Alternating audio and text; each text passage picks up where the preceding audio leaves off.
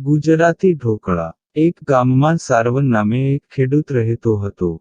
એ ખાવાનો ઘણો શોખીન હતો। એની યાદદાસ્ત ઘણી ટૂંકી હતી એટલે એ બધું જલ્દી ભૂલી જતો। એક દિવસ સારવન બીજા ગામમાં એના મિત્રના ઘરે ગયો। એના મિત્રની પત્નીએ ઢોકળા બનાવ્યા હતા। એને ઢોકળા બહુ ભાવ્યા।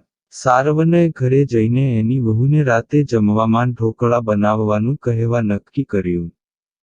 સારવન બધી વસ્તુ ભૂલી જતો એટલે સતત ઢોકળા ઢોકળા એમ ગણગણવા લાગ્યો જેથી જ્યારે એ ઘરે પહોંચે ત્યારે એની પત્નીને શું કહેવાનું છે તે યાદ રહે। ચાલતાં ચાલતાં રસ્તામાં મોટો ખાડો આવ્યો। સારવને ખાડો કૂદી જવાનો પ્રયત્ન કર્યો પણ ખાડો બહુ મોટો હતો।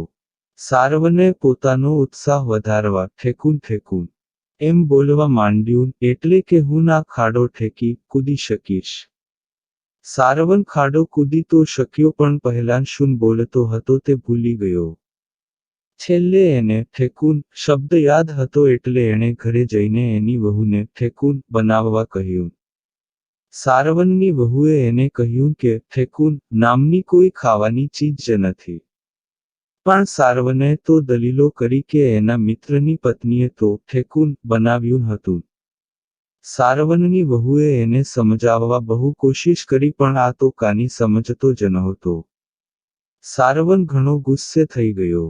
એની વહુ બૂમો પાડીને રડવા લાગી। પાડોશીઓ એના ઘરે દોડી આવ્યા। સારવનની વહુ એટલી બધી ગભરાઈ ગઈ હતી કે ઢોકળા જેવી પીળી થઈ ગઈ હતી। પાડોશીઓએ એને કહ્યું કે એને ઢોકળા જેવી પીળી કરી દીધી છે।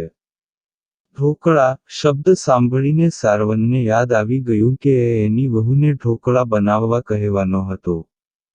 આમ સારવનને શું ખાવું હતું તે યાદ આવી ગયું અને એની વહુએ એને સ્વાદિષ્ટ ઢોકળા બનાવી આપ્યા। તો દોસ્તો આ વાર્તા તમને કેવી લાગી કોમેન્ટ કરીને જરૂર જણાવો। પસંદ આવી હોય તો પ્લીઝ લાઈક કરો।